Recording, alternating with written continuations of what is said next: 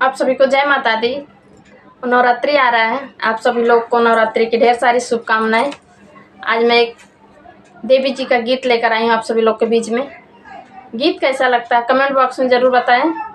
अच्छा लगा तो चैनल को सब्सक्राइब कीजिए, वीडियो को लाइक कीजिए और कुछ कमी है गीत में तो वो भी बताइए, कमेंट बॉक्स में ज़रूर बताना। और आप लोग को जो गीत सुनने का है कमेंट बॉक्स में बताइएगा, मैं सुनाऊंगी। तो देवी जी का गीत लेकर आए हैं तो आप लोग सुने। लाली चुनरिया चटक लागे, मंदिर में मैया गजब साजे। लाली चुनरिया चटक लागे, मंदिर में मैया गजब साजे। मैया तेरा मंदिर पर्वत के पार है, मैया तेरा मंदिर पर्वत के पार है। चरणों में तेरे गंगा की धार है, चरणों में तेरे गंगा की धार है। मंदिर में घंटाया जब बाजे, मंदिर में घंटाया जब बाजे, मंदिर में मैया गजब साजे। भवनों में घंटाया जब बाजे, मंदिर में मैया गजब साजे। लाली चुनरिया चटक लागे, मंदिर में मैया गजब साजे। लाली चुनरिया चटक लागे, मंदिर में मैया गजब साजे।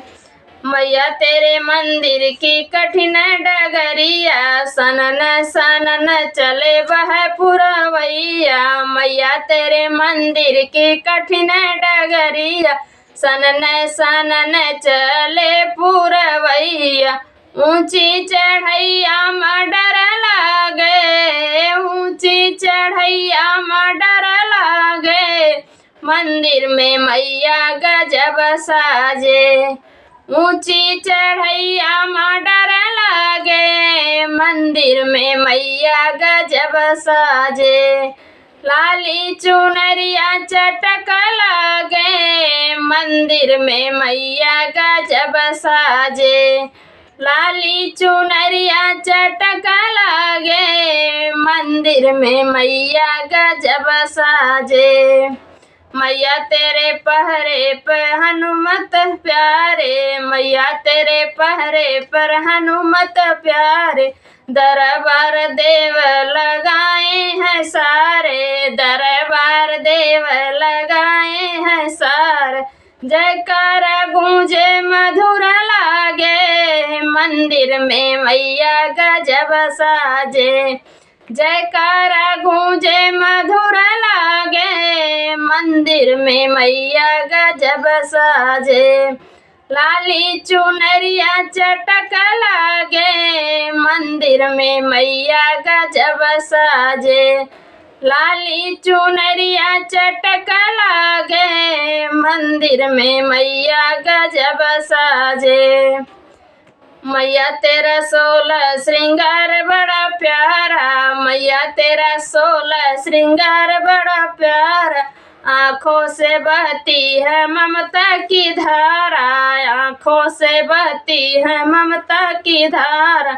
शीतल छैया में दिल लागे, शीतल छैया में दिल लागे, मंदिर में मैया गजब साजे। शीतल छैया में दिल लागे, मंदिर में मैया गजब साजे।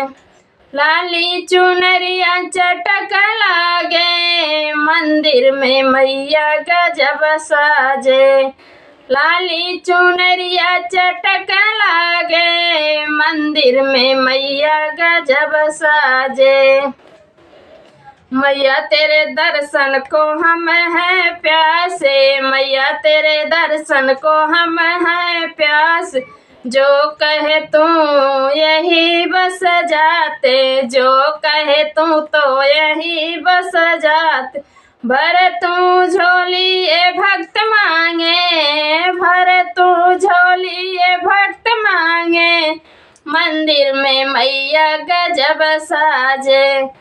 लाली चुनरिया चटक लागे, मंदिर में मैया गजब साजे। लाली चुनरिया चटक लागे, मंदिर में मैया गजब साजे। जय माता दी। यह गीत कैसा लगा आप सभी लोग को? बहुत ही प्यारा गीत है देवी जी का।